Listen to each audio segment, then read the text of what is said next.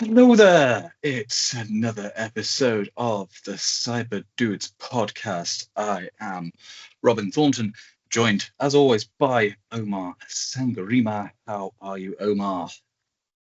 Feel like a new man, getting steady sleep. So watch out, world. Yes, spectacular, amazing what sleep can do. I don't know whether I had enough last night, actually. Reason why it's a Although- war crime. You deny it to people. There's a reason why. That's a good point. Yeah. Okay. Not to linger on Purge War techniques crimes or war crimes. Yeah. and Shall we- petty misdemeanors. Okay. Yeah. Well, yeah. Well, that's otherwise what torture is known, according to Dick Cheney. One of the many euphemisms for it. I'm sure he has. I mean, you know, that man's threat modeling goes up to and including shooting friends in the face. So I have, and then having them apologize for it, that's it. Listen, which is the wildest thing. That's the most gangster move of all. That's the thing. Oh God, let's not derail. But like, imagine shooting someone in the face and be like, "You owe me an apology." The absolute brass appendages that a man like that has to have. Oh God. All right. Sorry. Now, are you going to apologize to me? Exactly. You should have insisted. Like, yo, what? Like, you shot me in the face. Okay, let's get the news. Sure. All right. What's the quick stuff we've got on this agenda? Sure. Speaking of shooting people in the face, War Game pits China against Taiwan in all-out cyber war. From our friends over at Dark Reading, I want to say Dark Reading needs a dark mode. That's the first thing, because this white screen is not doing any favors to my IT tan here. But it's not good for those of us who sit in dark rooms, is it? Please, like, honestly, man, it makes you look like a real creeper. Killing me here. Seriously. But what I like here is there was, so at Black Hat and DEF CON last year, which is in the throes of the summer, the cybersecurity experts were asked. So that's if you throw a net at those two conferences, you're going to get a who's who.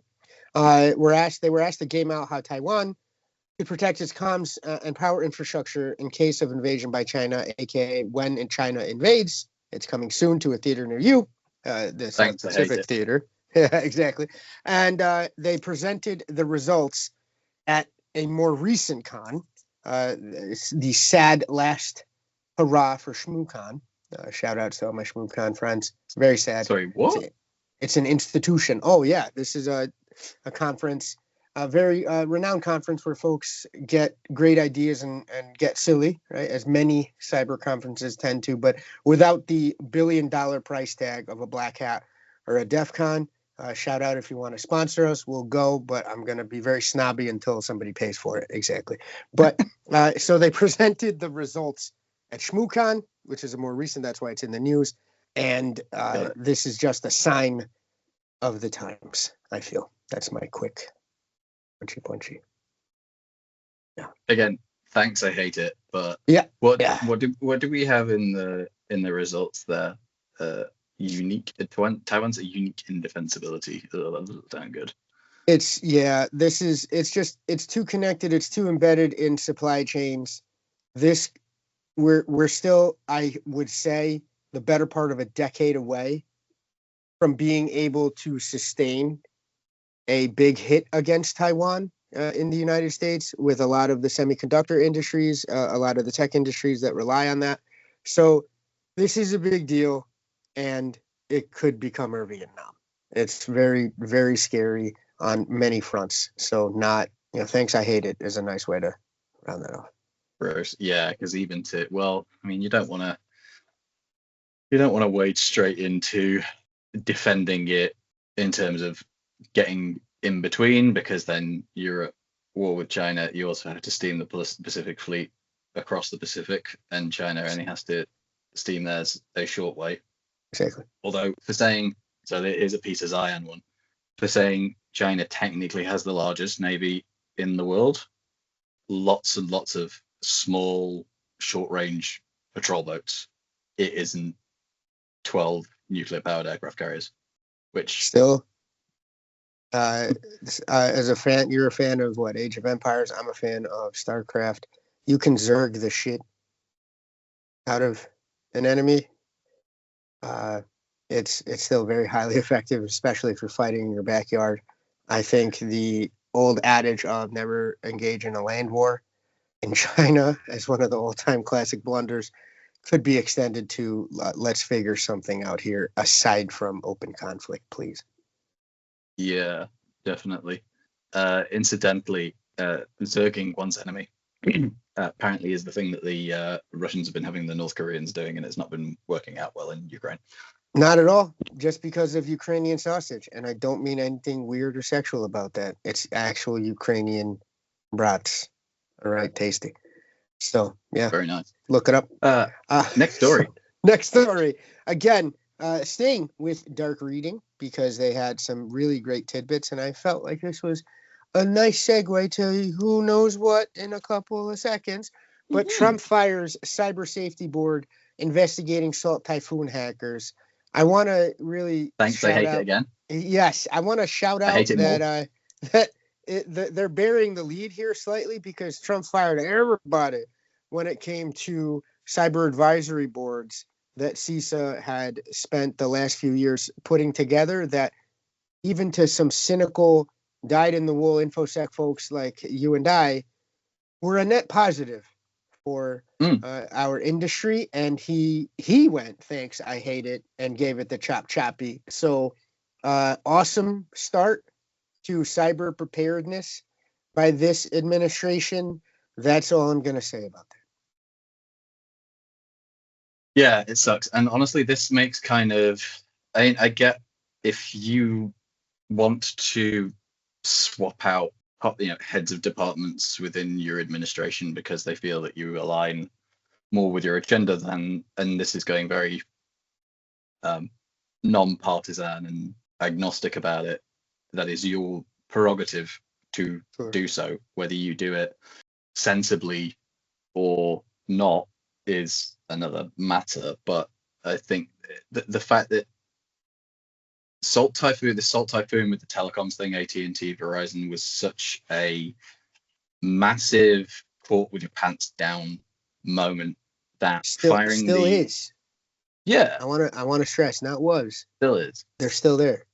But then firing, I mean, if anybody who's ever taken over a project from somebody else without any sense of a reasonable handover will know that this is about to waste a metric shit ton of time, because picking all of this up, and basically you're just starting again, but you're starting again with some leads, some stuff to go off, but you also have to reinterpret all of that information to kind of understand what even has gone on to date, and then not make sure you end up kind of going down a blind alley on the basis that, use another euphemism like lead.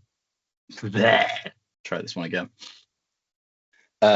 You have to go make sure that all of that pre-existing evidence isn't, for want of a better phrase, kind of like leading the witness down a blind alley in terms of jumping to conclusions and screwing up the investigation that way. So firing the investigation team is bad enough as it is if you're going to replace them. If you don't even replace them and don't investigate what China's been doing screwing around in your national infrastructure, then how can you really stand up with a straight face and say, I care about protecting national infrastructure against foreign interests? It's a funny thing. It's just baffling. It doesn't make any sense. Well, I mean, he can because he's practiced it, but it's just dumb, frankly. At least let them close out. At least let them close out their investigation, because at the end of the day, this feels very mealy-mouthed and vindictive in terms of these aren't my people, I don't want them doing it. Because when it comes down to investigating what Salt Typhoon, is it Salt Typhoon or Vault Typhoon? No, it's Salt for the telecoms, Vault for the infrastructure. That's the one. Mm-hmm. So in investigating Salt Typhoon, unless I'm missing something, how much really of that is going to come back on you, because you're looking at what have the Chinese been doing, not what has Donald and his campaign team been doing. Sure. It's just, we're all on the same side here. It's knee jerk, and it's like you said, it's sometimes looking like you're doing something right.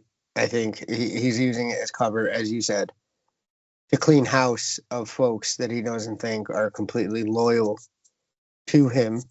He's had a beef with CISA ever since he chopped Krebs's head off as the first director. So there you go. Yeah. Department that he set up. Anyway, moving on, because exactly. That story just annoys me. More to come, but you're right. He did set it up. So finally, rounding off on a worse note, I guess. I like making us sadder as the show goes on. United Health confirms 190 million Americans affected by the Change Healthcare data breach. I want to shout out Zach Whitaker. I stand for Zach. I'm a big fan of his newsletter every week, so it was wonderful being able to give a little shine to one of his excellent stories here. And he managed to keep some of the snark out. I don't know how, because I won't. In a surprise to no one, the number has climbed every time that we've heard back about this story. I wouldn't be surprised if down the road it even climbs even more so. But the impact that this has, and the fact that I don't think anyone really is being held accountable at United, the events in the news notwithstanding, I think this is really just, it's gonna set the tone for more of these down the road.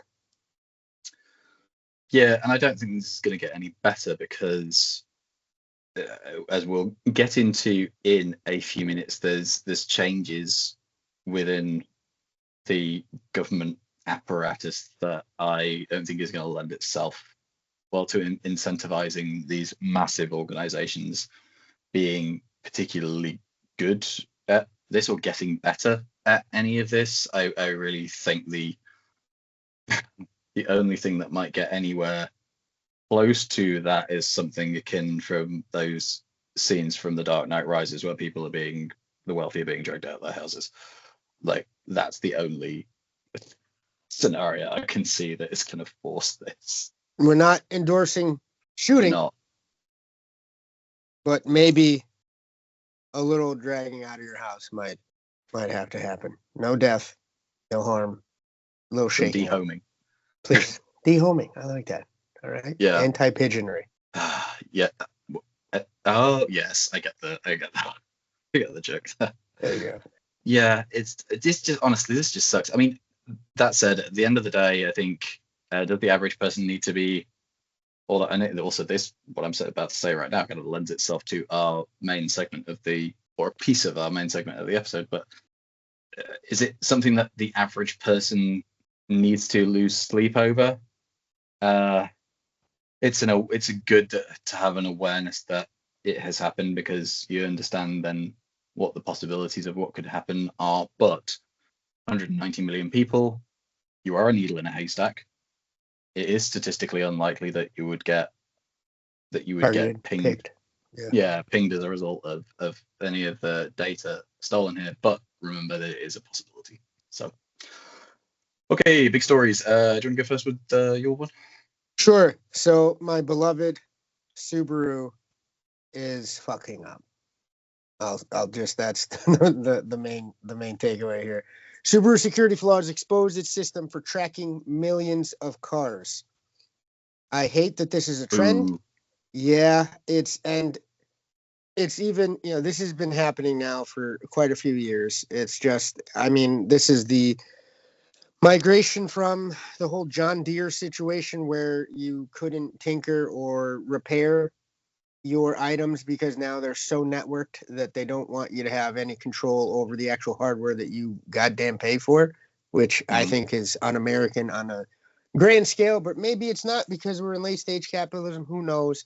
You can tell I'm a little cynical today, but Jesus Christ, the researcher bought a car for his mom, and on the condition, bought a Subaru, and I love this. I want to get into this here. Bought his mother a Subaru on the condition that at some point in the future, she would let him hack it.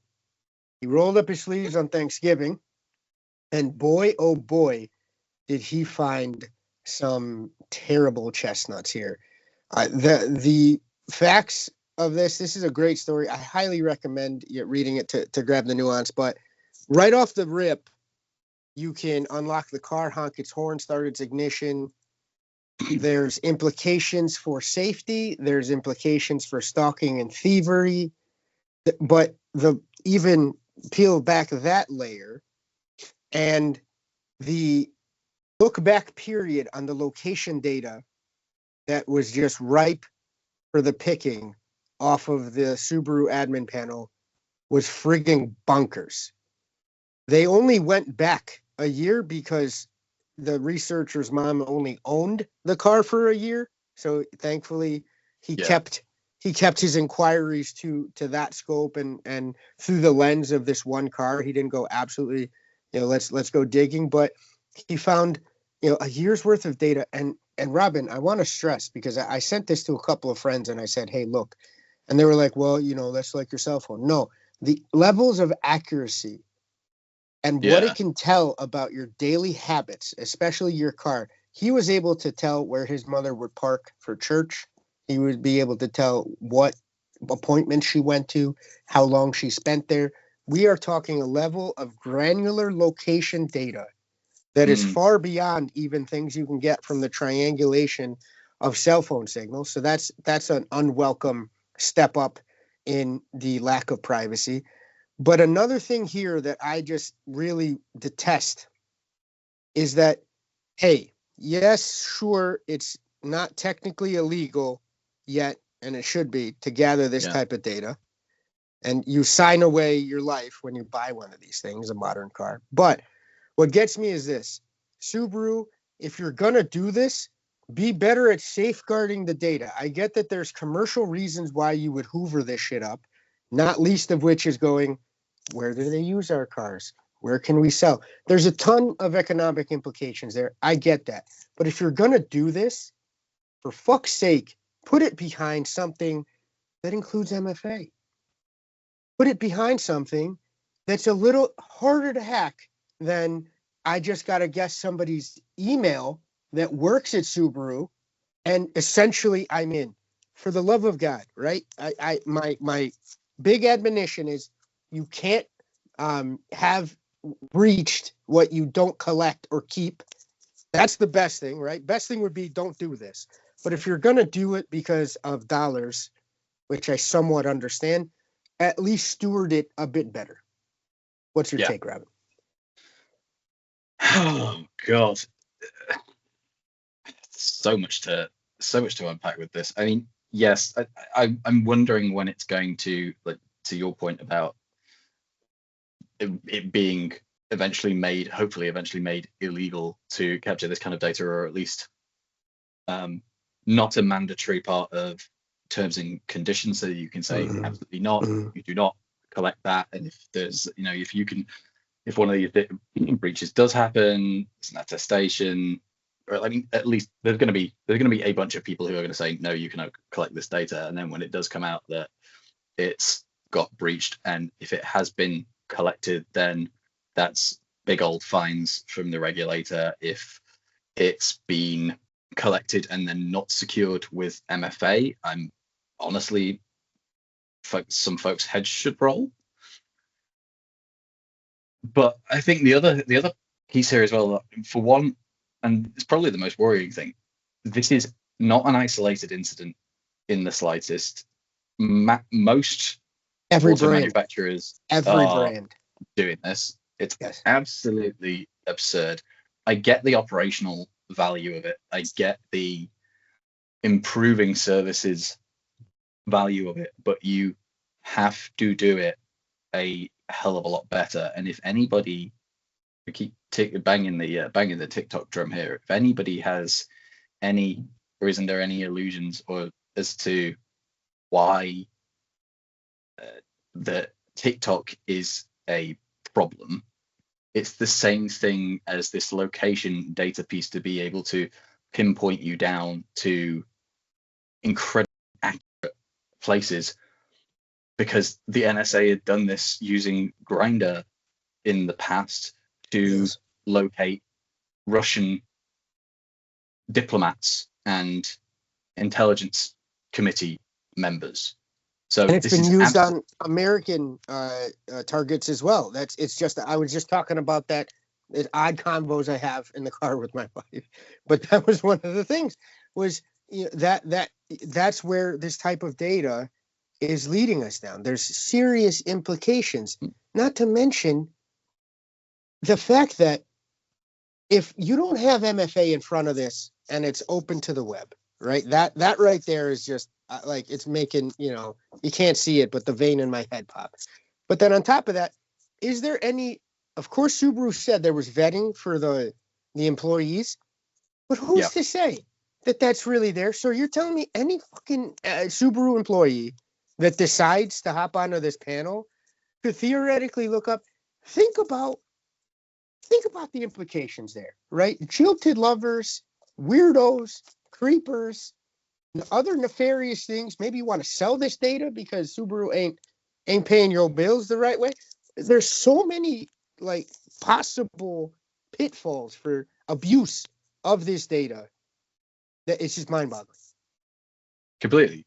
And then couple it together with all of the Salt Typhoon stuff as well. Like, I wouldn't be in the slightest bit surprised if part of the objective or one of the avenues of investigation that the Chinese went down for that Salt Typhoon stuff was to say, okay, well, TikTok is banned on government phones, but let's see who's, based on their government phone, what their personal phone is, and whether they've got TikTok, and we can track them that way, because that's what they were interested in. It was the diplomats, it was the senior members of government. So, and expand that out to everybody else, you got a problem. And car manufacturers really do need to be doing better here. Somebody's got to swoop in and at least tie it to a use case, try to fence what they can collect, how long they can keep it for, how they have to keep it. Because right now, I want to stress, this is not technically illegal in many instances, in many jurisdictions. And if it is, it's not being enforced. So they're going to continue to do it until something changes on that side. It's also not being disclosed to the user as well. Like, for all of the fancy screens and interfaces that there are in cars these days, I'm pretty sure that a good portion of them are not going to have a very clear, unambiguous declaration of what data is being sent back and forth, and do you want me to send, like, much in the same way that Apple does it with, do you want this app to track your location while you're using the app all the time, never, all of that sort of stuff. I think it's a shame that Apple ditched the Apple Car thing, because actually that would be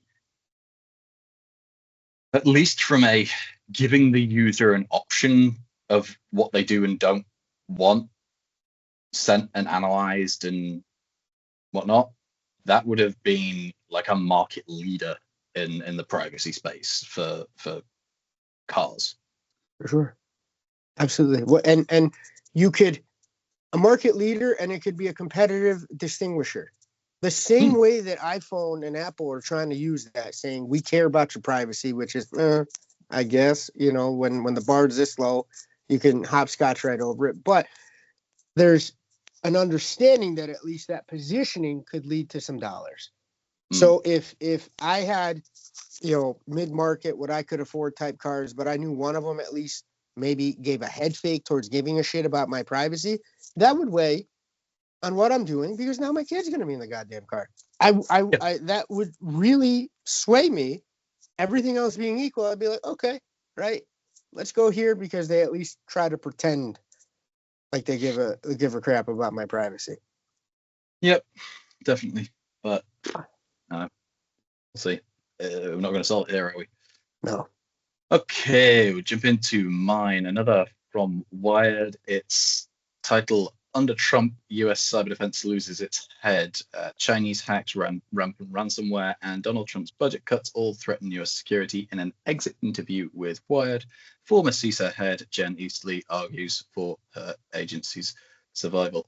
This is a woman that I don't think anybody with even a modicum of sense has anything against. She has been an absolute saint with the agency since Chris Krebs was booted out. She has an exceptionally good resume with experience in the armed forces and as JP Morgan's head of cyber defense.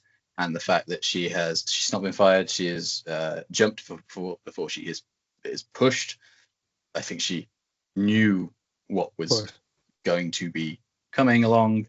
I think she probably also didn't fancy the prospect of having to work with Kristi Noem, who has already said some real stupid things about CISA.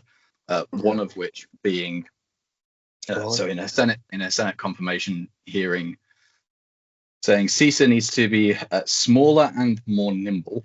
And that was the day before the members of the Cyber Safety Review Board, who were appointed by Eastley, were actively investigating those Salt Typhoon breaches that we were talking about earlier, were let go.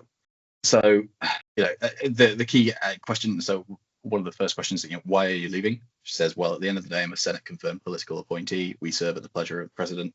I've not been asked to stay. So, sensible woman. America's cyber defense budget that they have is less than $3 billion, and she's managed to do fantastic stuff with that.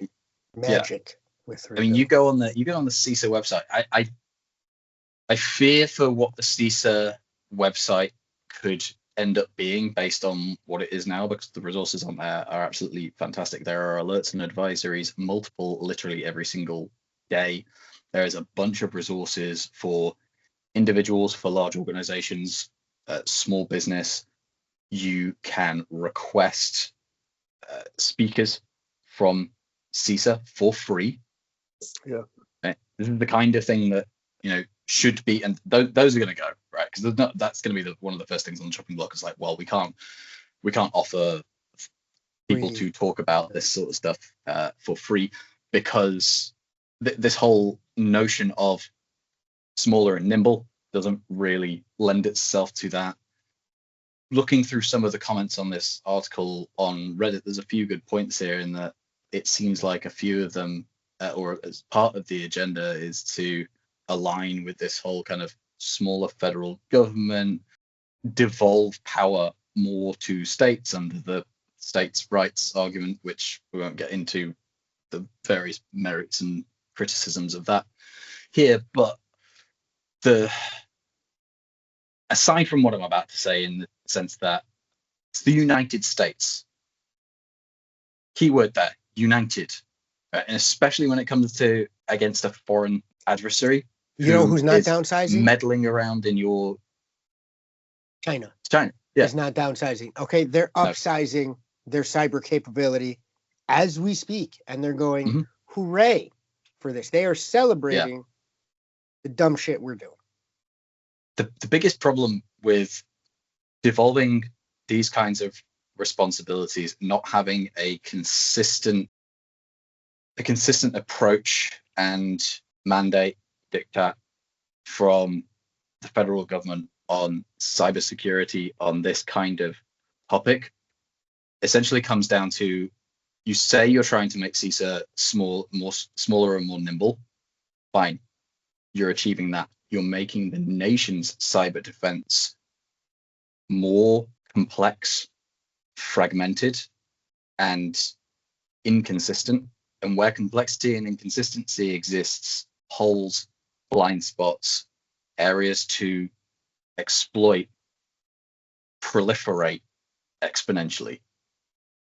So honestly, this seems just like quite a dumb idea. Not least as well, if you're scaling this kind of stuff down to, or not scaling, but if you're moving this power and responsibility away from the federal government and towards individual states, you are only as your cyber defense is only as strong as your least well-funded state. You cannot tell me with a straight face that Kentucky or Louisiana's cyber defense is going to be as good as New York, California, Texas, Massachusetts, Delaware. Remember, Delaware's where all the businesses are registered as well. I was going to pick on That's Missouri. a massive target. I was going to pick on Missouri, Missouri.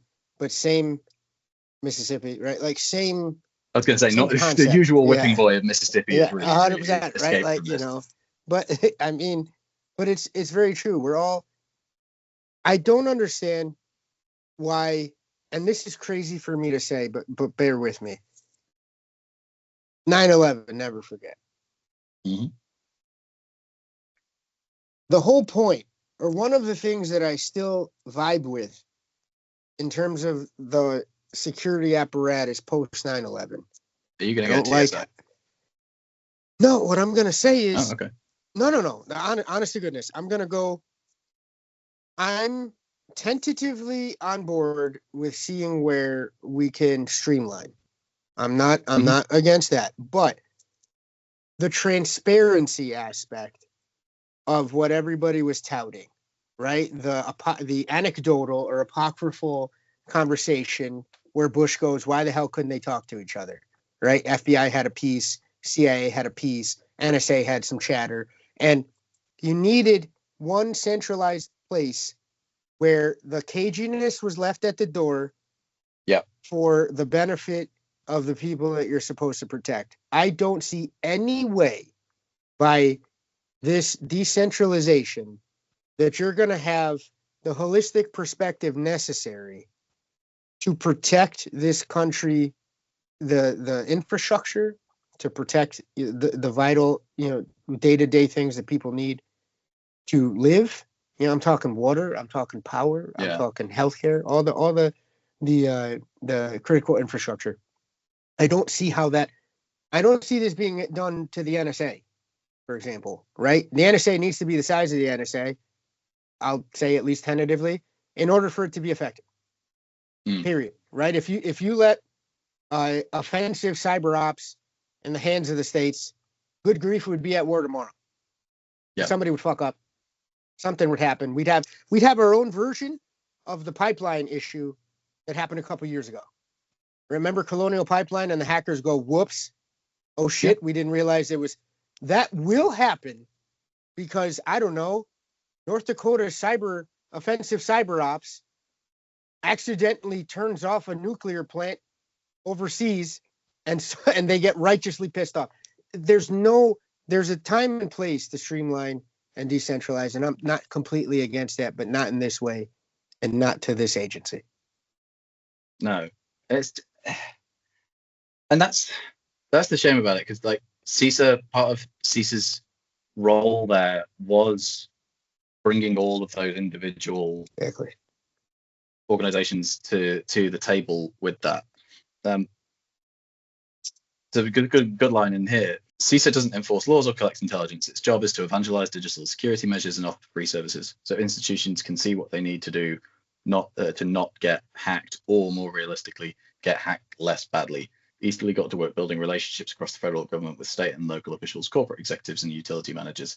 In crises like the Salt Typhoon campaign, these relationships are crucial to quickly containing the damage. And I think that it's that glue that holds everybody together, sort of piece. You probably, I would wager that if that particular role of CISA goes away, the role of being a go-between, you're only going to be, states are only really going to be having the conversations and knowing what is being said amongst other people based on who they talk to on an immediate basis, based on who their friends are, who their neighbors are, etc. So you get differing kind of approaches across the nation, and again, it just doesn't feel like a good thing. And one of the key, or I think one of the bigger illustrators of this point goes to what I was talking about earlier about New York, California versus Mississippi,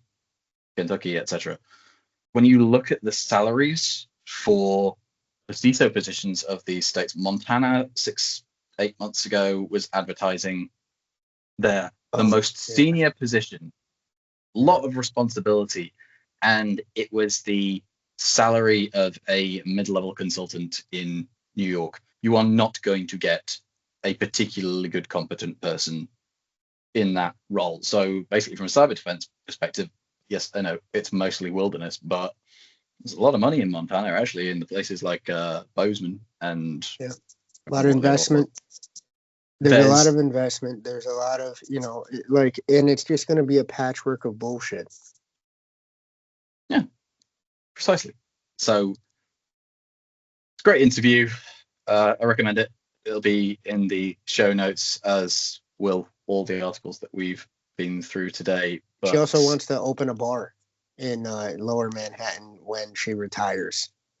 So nice. That, my friend, is going to become destinations for all cyber nerds, myself included. I must have missed that piece.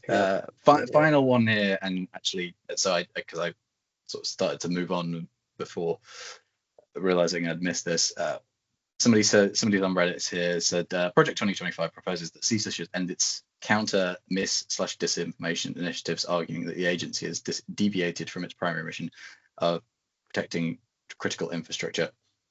Kristi Noem, governor of South Dakota and nominee for SecDef, stated during her confirmation, CISA has got far off mission and should concentrate on supporting critical infrastructure.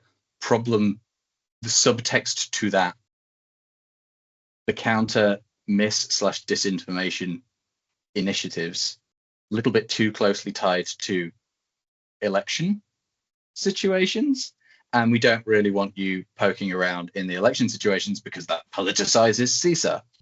Basically, position being CISA saying, so election infrastructure is not critical infrastructure then? And MAGA Project 2025 saying, no, it's not. Which is stupid beyond belief. Ridiculous. But hey, you can't say we don't want you focusing on misinformation and disinformation when that affects elections, and then say focus on critical infrastructure, but not that one specific bit that we don't want you poking around in because we don't trust you. Absolutely absurd. Look everywhere but here. Even as a new dad, would drive me to go, okay, what's under here? Pick a card, any card, not that one. Not that one. Like, come on, bro. Oh boy. Yeah. Anyway, we'll move on to our feature of the episode here. I want debunking some cyber myths, because there's a few that are consistently flying around, and frankly, they just get on our nerves, really. So Omar and I have got a list here each, and we'll pick through a few. We might have some overlaps. But yeah, we'll just see what comes out.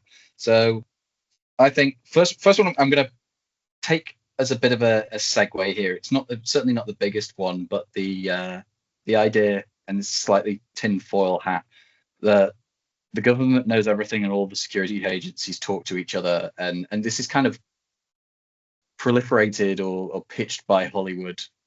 There's a particular film I can think of, Enemy of the State, with Will Smith and Gene Hackman, where NSA is going into the CIA database, going into the FBI database, and pulling information all in real time, lightning fast, about everything, and all the stuff is flashing up on screen about this person.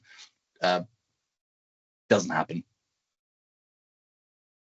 I watched a documentary on precisely that film and the realism about it, and it just doesn't happen. They're not that interconnected. On purpose. We just talked about this, why there's a need for an agency that could at least get them to the table, not to reveal the full secrets, right? Because there has to be some bang for the buck to get a budget approved. I fully realize that. We're still operators in the world. Yeah.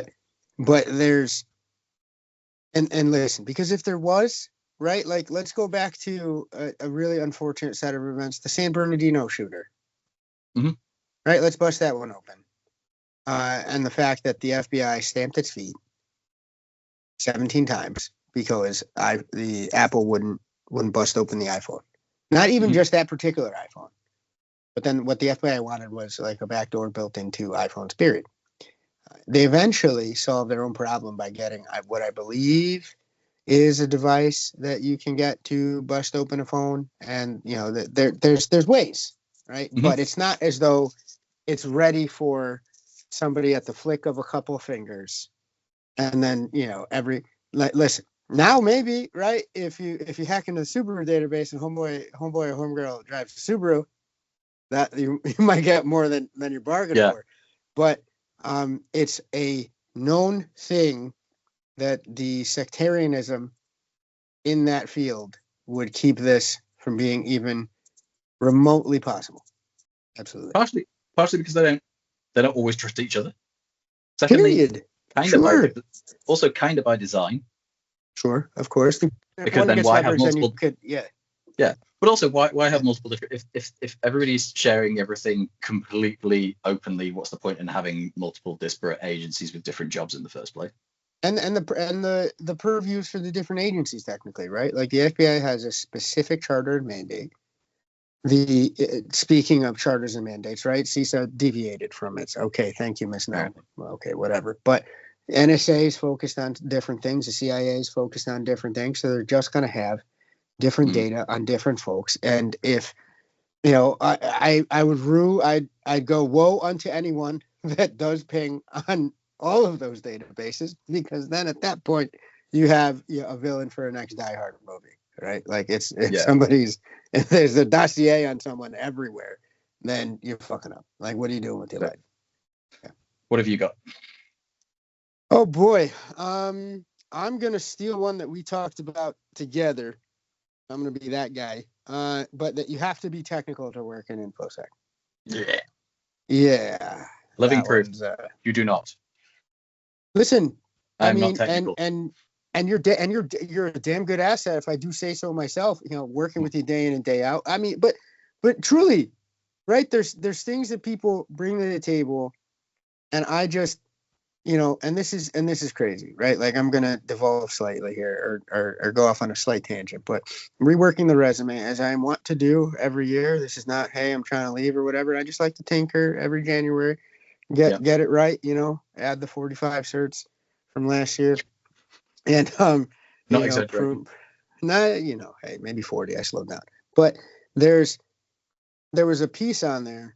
Right. And this is sad. My wife goes, like, you have yourself, you say that you're a inclusive team builder. Mm-hmm. Is that something that's going to be a negative now going forward? I don't want to politicize too much, right? Considering the Equal Employment Act is in tatters and whatnot. But I do believe in that, because I do feel that the more disparate sets of eyes you get on a team from different backgrounds and different perspectives, the stronger your capability to protect and enable that which is under your care can become. The ceiling goes much higher if we've got different folks with different backgrounds and different skill sets coming together to do the job. I think then you honestly devolve into groupthink and a myopia if you just get. And this is diversity across the spectrum. Folks that don't look like you, folks, different backgrounds. I mean, different backgrounds also professionally, right? Yeah. As the every definition of the word diverse, I think, is needed. The game needs all those sets of eyes to move it forward. Yeah, definitely. So absolutely, do not have to be technical to work in the cybersecurity field. Where do I go next? Basically just going from the bottom of my list up. We're not a target. Oh, yes, you are. Yeah. Yes, you absolutely are. You might not be Field Marshal Haig target, World War I reference for my history nerds. You might not be the one that the enemy knows that they are going for and are specifically gunning for and putting concerted effort into it. But the moment that your helmet rises from out of that trench, you are a target. Period. And it could be for a split second, but if you pitch yourself as an opportunity, you are a target. Do you have money? Yes, you're a target. Do you have information that could be valuable to anybody in terms of getting at you or anybody else? Yes, you're a target. Do you have access that could get to other people? Yes, you're a target. I feel like you're going to sell me. Do you have anything that you care about? Yes, you're a target. Do you have $99? Do you have a job? Like, we have a Subaru for you, sir. Oh Lord. But yeah, listen, because at the end of the day, if you have a friggin' identity, right, you can be used as a pivot point. Like, end of story. Right? Worst case brass tacks, even if you don't think you meet any of the other criteria. And yes, Robin, I like that you're differentiating between levels of targets. We're not here, we're not the fear, uncertainty, and doubt squad, No. where everyone's a target, and you have to get some cold storage and get a bunker and buy some beans. Listen, that's bananas. But there's levels of targets for sure. However, everyone, like, show me a place where the digitization of modern society hasn't touched you, right? And I'll say, okay, if you can, right? If you're, Ted Kaczynski 2.0, please don't, use the U.S. mail. But if you're out there and doing your own thing, fine, more power to you. But if you're not, you absolutely can be a target. It's just a matter of when and why. I say one of the most common ones, I think, probably is that you mentioned identities, is people with their social media accounts or content creation accounts. In a world where longevity or age of said account leans into, for Safety. the platform owners, it's a metric used to feed into the calculation of is this account legitimate or not. The longer that account has been around, then it makes it a good target for cyber scammers to hijack and pivot to using to scam other people. And they like doing that rather than creating their own, because guess what? A very, very young account is going to get flagged much sooner than one that has been around with a good reputation for a long time. You don't get many whiskey distilleries popping up left, right, and center every day of the week, because guess what? Some of the good malts, you're talking 10, 12 years. That's a long time investment to do it. You need money, time, patience, love to do it. The scammers know that if they spin up a bunch of fresh accounts, they're going to get pinged very, very quickly. If they can hijack an account that's been around for a while and has a very good established following, much easier for them, much more, a rich field of targets to try and scam off the back of that. It's part of automated defenses now, Robin, right? Like, you brought up a great set. You brought up Reddit a bunch of times, and everyone's on there, and if you're not, you should be. But one of the automated defenses that I think a lot of those subreddits have is that there has to be some time between you're too new of an account. You can't spin up an account and then start going on a flame war. Because that's a lot of times what folks like to do. They like to spin up burners and then go bananas. But there's a reason for that. As you said, if I'm getting hit up on LinkedIn and it's an account that's just, oh wow, you have 10 connections and you've been a member or on here since 10 seconds ago. All right. Not today, Satan. That's one of those. But if it's somebody that has been there for a bit and unfortunately they do get hijacked, you're off to the races, right? Then it becomes, how believable are you of a social engineer, for sure. Yeah. Next one for you. Certs are better than school. School's better than certs. Experience is better than everything. What can I do? Which one wins? This is when the internet, or at least the portions of the internet dedicated to the cyber realm, get bored. This one gets trotted out all the time. And the answer is, to paraphrase one from the jiu-jitsu world, shut the fuck up and train. Just shut the fuck up and grind away. They all help in different aspects. I don't think because, and folks, I might get flamed for this, but I don't even think experience necessarily is automatically number one. The right experience is. I will say that. But there are some positions and some jobs, might not be a good fit for where you want to go, might not be paying you the right type of money. They might be exploiting you. There might be big burnouts, right? In some of the places where you can get your foot into the door here, which, I'm not one of those veterans of the field that goes, you have to pay your dues, blah, blah, blah. I think that's gatekeeping, and I'm anti that. But it's all relative to your situation, where you want to go, what you want to get into, what you bring to the table, like that diversity comment, right? The different skill sets and backgrounds comments that we made earlier. So there's not one singular silver bullet thing that trumps everything else in terms of trying to break in to the industry. And anyone that does tell you that is selling you something. Point blank. Yeah, definitely. Oh, what else have we got here? You should never write down your passwords. This is bullshit. It's the kind of it's not a good security practice in general for most people. I will admit that, but horses for courses. Getting my 97-year-old grandmother to try and use a password manager is an endeavor not dissimilar to trying to get blood out of a stone. Having her write them down and put them in the safe that she has been putting valuable things in for the last 60 years, far, far easier to do. The risk with writing down your passwords is that they are left out in plain sight. They are able to be stolen. And then also, not just that, they're all in one place. So kind of it's not just one account that's breached, it's absolutely all of them. That is the problem. If that book is kept locked away, or that if you're compelled to leave it in a notepad or on a spreadsheet, it is password protected and stored on a USB drive that is kept physically locked away. Don't keep it on your actual system, because if somebody gets in then and cracks that password, then you're in trouble.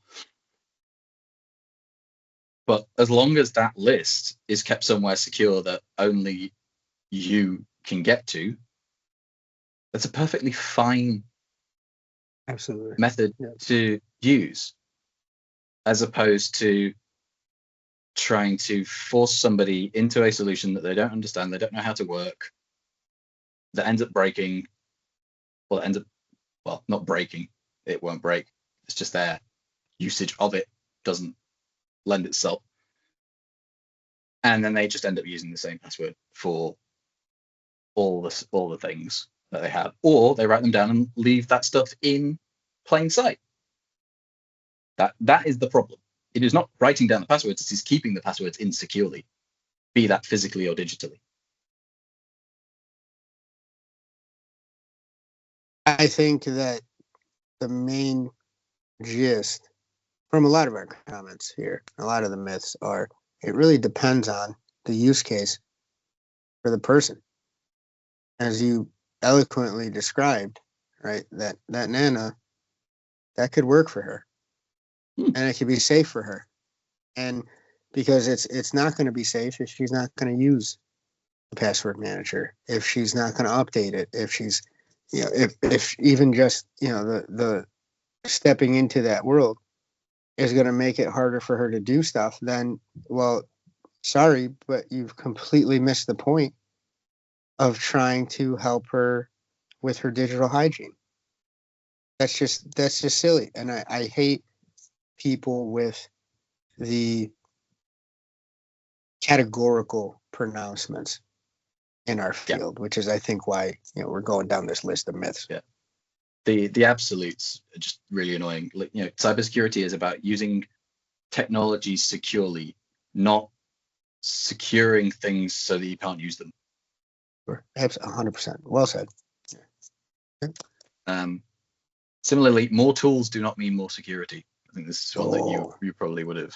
Yep, 1,000%. Like because you talked about the other side of it where you're not a target, I'm not a target, and then the other side of that coin is I've got this tech stack, so I'm completely safe. There's no such thing. Period. End of story. Yeah, it's the same. I mean, it's the same sort of thing, and this is where I thought you were going with that as well. It's the same thing as devolving all of that cybersecurity responsibility down to the individual states, so everybody's doing it in a slightly different way, with no consistency across it. Nobody quite knows what everybody else is doing, or even if they do know what everybody else is doing, it's not intuitive or second nature to them, so they have to look it up. That creates time lags and delays. It creates incompatibilities. It creates confusion because everybody's going to be changing the ways that they do things to adapt to individual circumstance. Then you get hearsay, you get, like I say, you get confusion, and that's what cyber criminals can and hackers can exploit. Right? Complexity leads to lack of clarity, which leads to security vulnerabilities.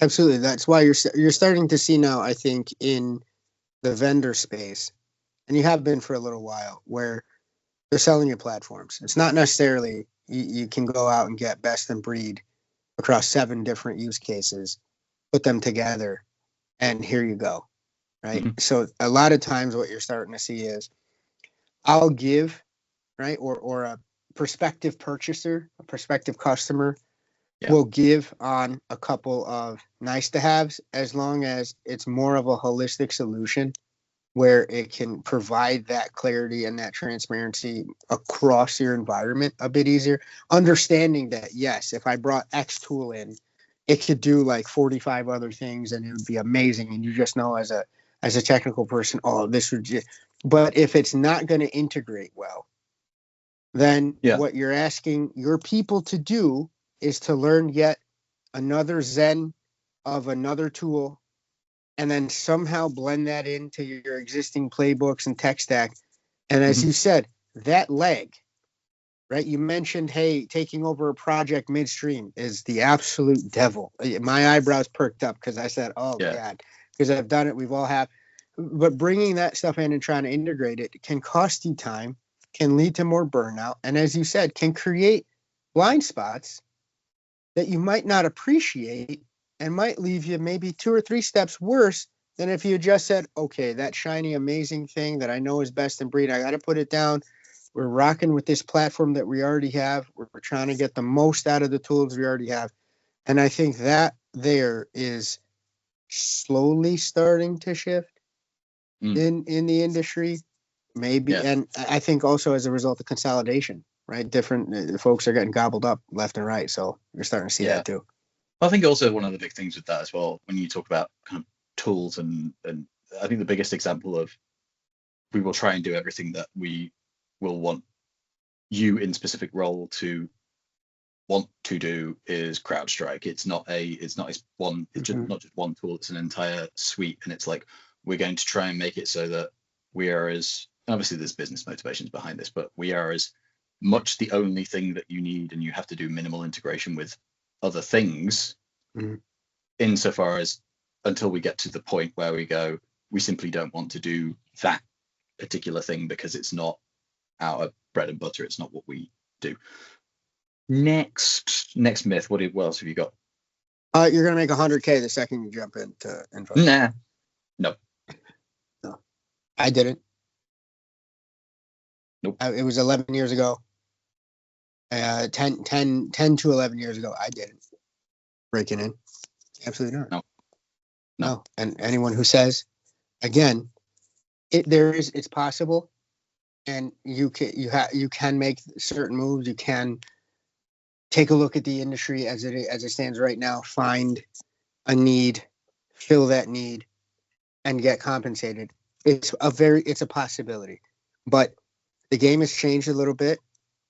And if it didn't happen back then, there's more instances now, sadly, right, where I'll peek at salaries, as you mentioned with those CISO positions for the states. I'll look at that. I'll look at some SOC stuff, right? If I'm going to repost something on my LinkedIn and go, hold on a second. You're doing what hourly rate for this? I know it's intro level, but what the hell is going on? There has been a shift towards slight commoditization at the fringes of the industry as I think it grows up, becomes a bit more of a mature aspect of doing business, not just this shiny IT stuff. Yeah. And I don't think it can happen, but it's not as guaranteed as it was if it ever was. No, definitely not. I'm going to start going a little quick fire with this because we are coming up on time. All public Wi-Fi is bad. I don't like this because, and this is largely predicated on somebody has gone and bought something called a Wi-Fi Pineapple or a similar relatively inexpensive gadget and created a fake Wi-Fi network through which all of your traffic, you do ultimately connect to the internet, but all of your traffic goes through their stuff so that they can see your passwords, they can skim all of that sort of stuff. Yes, they exist. So is it possible? Yes, absolutely. Is it probable? I kind of doubt it. I don't think this stuff, even with cheaper versions of this equipment coming out as time goes on, that it is that common. It certainly shouldn't stop anybody using public Wi-Fi because sometimes there is a need. It's more about be careful what networks you are connecting to. And if any random Wi-Fi network asks you to sign in with your Google account, don't do that shit. And also, really quick to tack on, be careful what you're connecting with. Right? Having the risk calculus, like I could still see an argument being made for if you have your work laptop, maybe not. Right? You might be able to be a hair more risky with your private devices. Right? So that should, but the categorical, again, the absolute just doesn't exist in this industry. And I agree. Yep.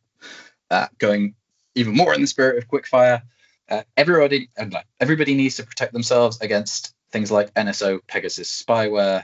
No, it's not true. This is targeted at a very small fraction of people. It's namely journalists, diplomats, politicians, very, very senior business leaders. This is not something that the average person needs to worry about. Have an awareness of it, fine, it's cool, but you don't need an awareness of you don't need to be worried about it. Simply opening a phishing email is a dangerous act. Technically, in very, very minimal edge cases, maybe yes. In the vast majority of cases, absolutely not. That's something that's relatively sophisticated. It's going to get caught by a lot of phishing filters. Most people will never, ever get something like that. So you do not need to be absolutely terrified of opening phishing emails. The dangerous act is the click or the attachment open or the click and give up your password and username, because that's what phishers are after. They are after identities because it's much easier to steal the key than it is to pick the lock. Next one, you absolutely must have AV software on your devices. No, you fucking don't. Don't listen to Norton. Don't listen to McAfee. Don't listen to whoever else. As long as your laptop or your PC is reasonably new, Windows Defender, Apple's security suite, Google's Chrome security suite will do you perfectly fine in concert with browsing sensibly and not pirating your content. If you can listen to McAfee, I want to talk to you because you can communicate with the dead. His wife's still alive. Oh, there you go. Misspoke. Apparently. I read the other day. Allegedly. Yes. He might still be alive, you never know. I think he's that kind of guy. He was that kind of guy. Yeah, still might be. Quick fire from you. Any that lend themselves? GRC is the easiest thing to get into. Ooh, why? I think it is. I think if it still is, it won't be down the road. I think it's moving towards. I start seeing more GRC engineering type stuff moving, right? So I think that while you might not have to be the most technical person in the room to jump into GRC, it sure can help you. down the road. Even folks that I mentor that are trying to look at GRC, I tell them at least have some sort of familiarity with a little scripting. Don't get scared away by it, right? Don't necessarily need it, but it's something that I think is coming down the road. Another one is you cannot quantify cyber risk. Complete and utter lie. You can quantify everything. Absolutely, 100%. And by quantify it, I mean tie it to dollars, not just numbers. Tie it to absolute simoleons, lira, whatever your choice is there. It's you can tie it, and we should. Another one, the CISO is fine reporting to whomever, as long as I've seen so many different cases, or as again that there's an absolute who they should report to, right? So I kind of on both sides. I think it varies case by case, industry by industry, and also even the type of organization that you're talking about. Like where they would be the most effective, I think changes based on what we're talking about. I said this on another podcast the other day. You cheating on me, Robin? Hold on. What another podcast? Oh man, bro. Oh no. Yeah. Goodness. It is on VPN Ranks podcast. We will also have a link to that in the show notes. Nice. CEO makes sense. CIO I think is a bit dodgy to use your not dodgy, just kind of obvious and typical, and doesn't help the perception of cybersecurity within the rest of the business, because then it's just seen as a subset of IT, which I don't think it is, because it has quite heavy overlaps with operations and risk. So similarly, ops and risk are also sensible. COO or CRO, makes sense. Sensible verticals for them to report up into. I'm not sure. CTO could be sensible, provided CTO also has responsibility for the applications as well as the actual technology. And that the CTO has a direct alleyway. Then I would want it to have a direct report to the CEO, because it's no good. Because then you're in a worse position going CTO and then up to CIO. It doesn't work. I think Chief Digital is also fine as one to roll up into, but again, you don't want to get too lumped into that being considered just another person within IT.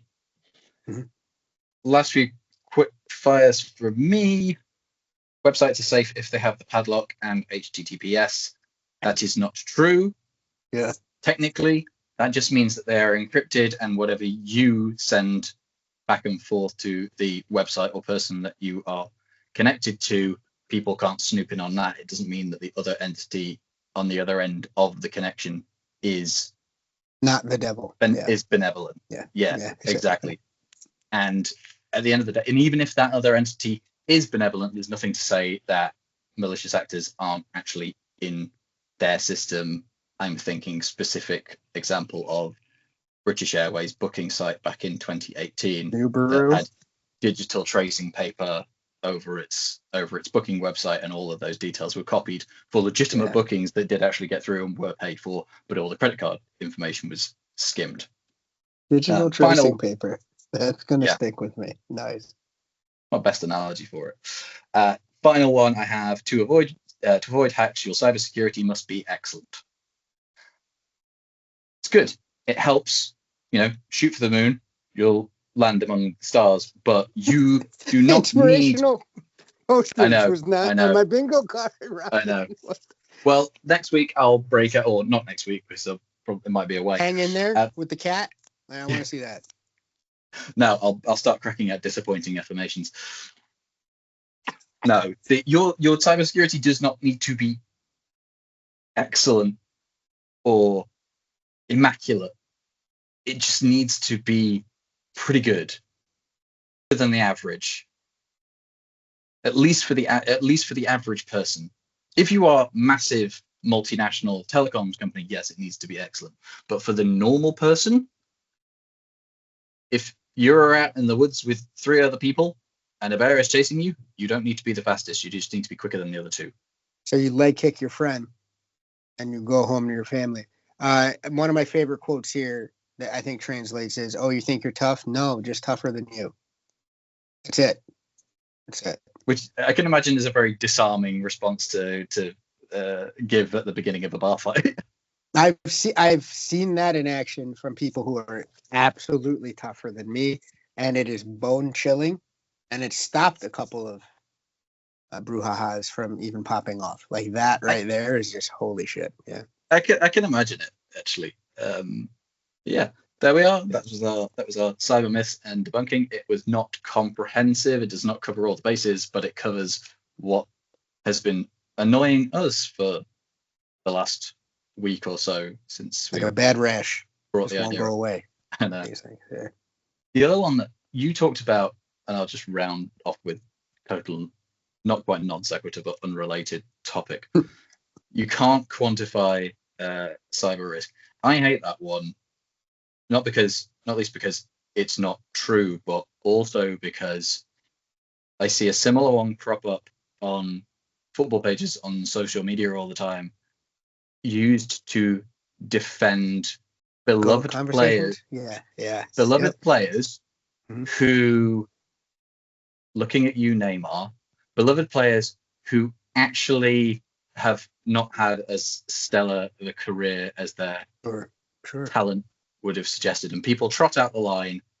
People who hate on Neymar are people who watch football through stats. As in, yeah. Yeah, I'm with you on that one. We do have disagreements, especially on football, for sure. But here, we're completely in lockstep. The intangibles, the ineffables, it's what I stay away from in American basketball when talking about, who's the best, right? I say Jordan, and a lot of people can go, "Oh, it's just he had that thing about him. He had that thing about him."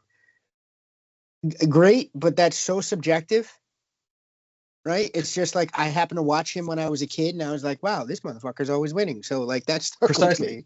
Yeah. They're saying say things like, "Oh, Neymar was the best. It was better than whoever for reasons that you can't measure." Like fuck that. You can measure everything. Period. End of story. You might not have the most precise measure for everything. You might have to put some subjective, discrete criteria around things. You might have to bucket them in ways that are a little bit subjective, but you can get to a number based on specific criteria, and then you can measure them.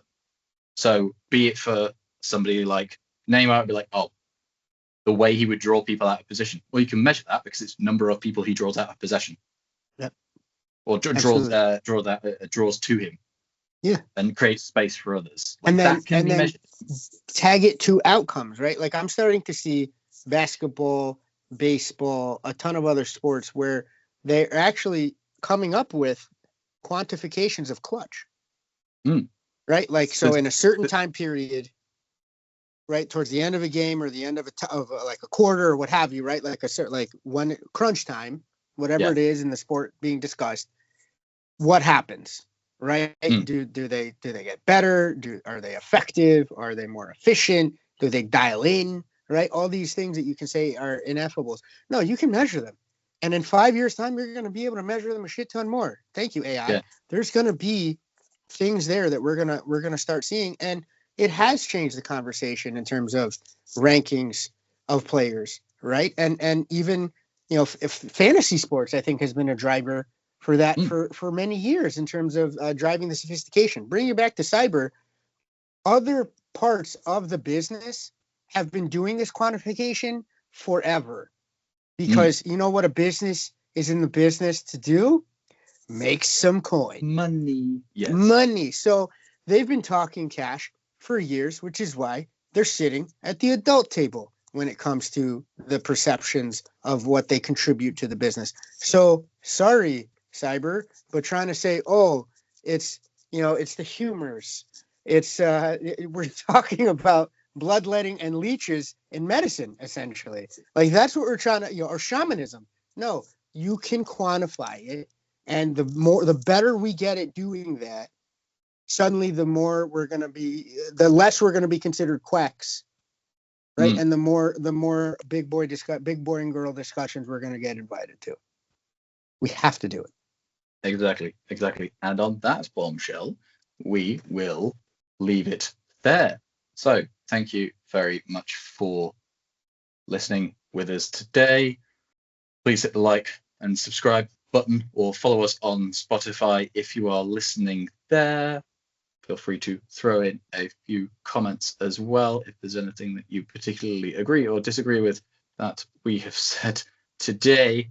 There's a few hot takes in there, but that's it. Remember, everything can be measured, and stay cyber safe. Adios. Bye-bye.